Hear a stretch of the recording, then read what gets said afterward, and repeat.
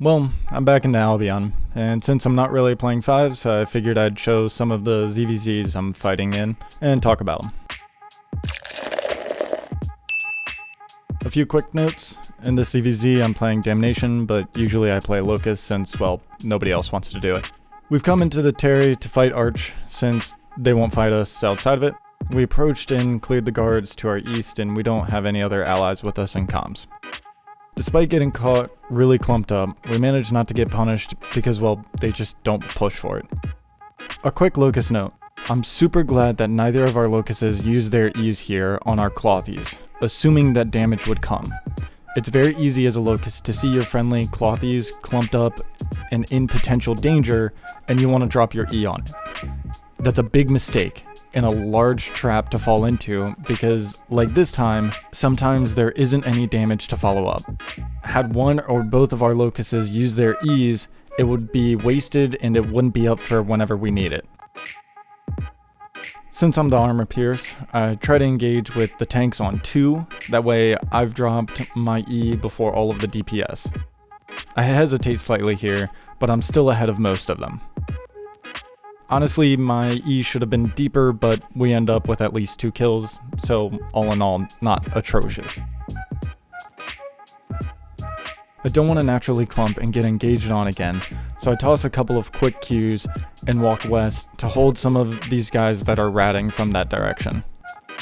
Since we clump super hard for no reason, the Archgrove keepers dive on us, which is the right move. One of the biggest reasons we don't get absolutely clapped here is because some of our tanks, like Yoloshi, dive in and hold the DPS back. I realized that on our first engage we had that I didn't go deep enough, so I made certain to get farther this time, and our tanks get a massive clump that I throw my W through. We get counter-engaged on and lose somebody, but it happens, especially when you're fighting 1.5 to 2 times your numbers. I poke out this healer that shouldn't be anywhere near us and make sure the dudes to our west stay at bay as well. Now in this engage, I'm in a beautiful position to bomb these guys, but I was too zoned into thinking about the north choke and absolutely botch it. We somehow managed to get a kill out of it anyways though, so yeah. Sir Boss actually does a really great job here of knocking up 3 of our Clothies that are sitting on the wall. Because he does it, all 3 of them end up eating this brimstone. Alright, so I'm not a Shotcaller, and I hear far too many complaints about some of the decisions made by them. But let me say that I 100% think the hellgates' instinct to engage here was the correct one. We have 2 of their tanks around half HP, and everyone in our Zerg is full, minus 1 person who is at 75% HP.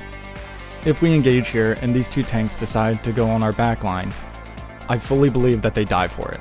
To top it off, I'm rather confident that everybody has their boots and E back from our last engage.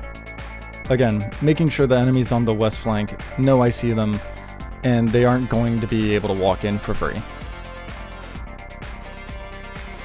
The enemy Brim is using his fire artillery on me, but because I see II Captain using his assassin hood, and we have a bunch of Clothies here, I didn't want to keep walking southeast, so I dumped both of them in the corner and walked back for some heals. As a Locus main, usually I'm wearing either Judy armor or Knight armor, and I want to point out this massive brain play by Freezer here, using his Knight armor to keep the pesky west flank from engaging on us, while all of our DPS are dropping their E's by the wall, like what Sir Boss did earlier. Personally, I think the Icicle Staff is a little bit of an overcommit when it could be used in the North Choke instead, but I get it since we've been seeing a lot of tanks and pressure from this west side that holds us from being able to withdraw through that choke. The rest of this is a lot less interesting, but we end up getting forced back, and I die, but a number of people make it out, and we go home satisfied with the content for the day. Overall, a really great fight, plenty of things to learn from. Let me know if you enjoyed this, as it's not something I've really seen on YouTube, and I'll see you guys out there.